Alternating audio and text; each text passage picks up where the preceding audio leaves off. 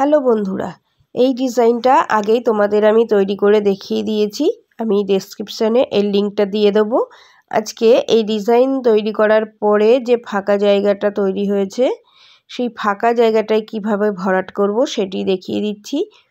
দেখো, শুরুতেই প্রথমে পাশাপাশি 4টি লাইন সেলাই করতে হবে। 3 ঘর আগে সূচ তুললাম। এবারে পাশাপাশি 3টি ঘর সেলাই করব বা 3 লাইন সেলাই করব। এবারে পাশাপাশি 2টি লাইন, আবারও পাশাপাশি 2টি লাইন,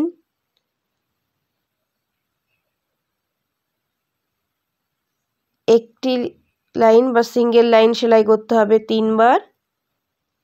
এখানে পাশাপাশি 2টি লাইন সেলাই হবে, আবারও সিঙ্গেল লাইন সেলাই হবে 3 বার।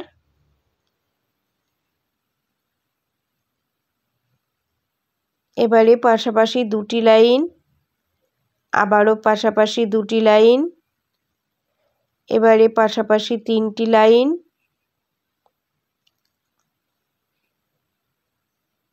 এবারে পাশাপাশি 4টি লাইন, অর্থাৎ প্রত্যেকটি লাইনের নিচে একই রকমভাবে লাইন সেলাই করতে হবে। এবারে ওপরের দিকে সেলাই করছি। প্রথমে পাশাপাশি 3 বার, পাশাপাশি 2টি লাইন, আবারও পাশাপাশি 2টি লাইন, 3টে সিঙ্গেল লাইন,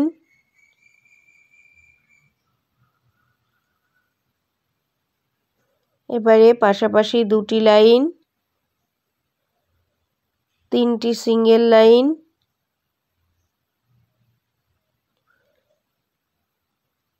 পাশাপাশি 2টি লাইন দুবার সেলাই করতে হবে। সবশেষে 3টি সিঙ্গেল লাইন, পাশাপাশি 3টি লাইন। আমার এক লাইন কমপ্লিট হলো। ঠিক একই রকমভাবে আবারও ভরাট করব।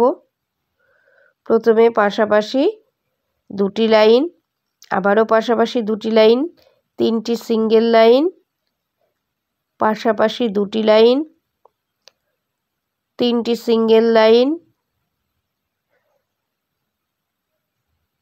পাশাপাশি 2টি লাইন, এবারে ওপর দিকে পাশাপাশি 2 লাইন, 3 বার সিঙ্গেল লাইন, পাশাপাশি 2টি লাইন,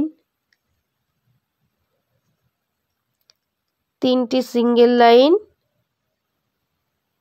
এবং পাশাপাশি 2 লাইন।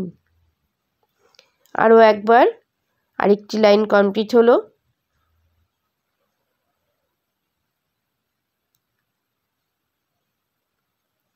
এবারে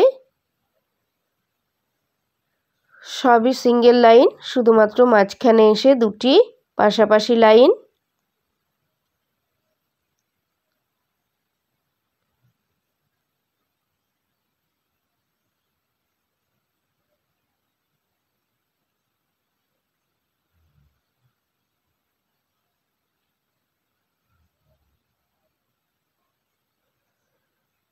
এবারে একটি সিঙ্গেল লাইন, পাশাপাশি 2টি লাইন, একটি সিঙ্গেল লাইন এবং পাশাপাশি 2টি লাইন সেলাই করলে আমার পুরো জায়গাটা ভরাট হয়ে গেল।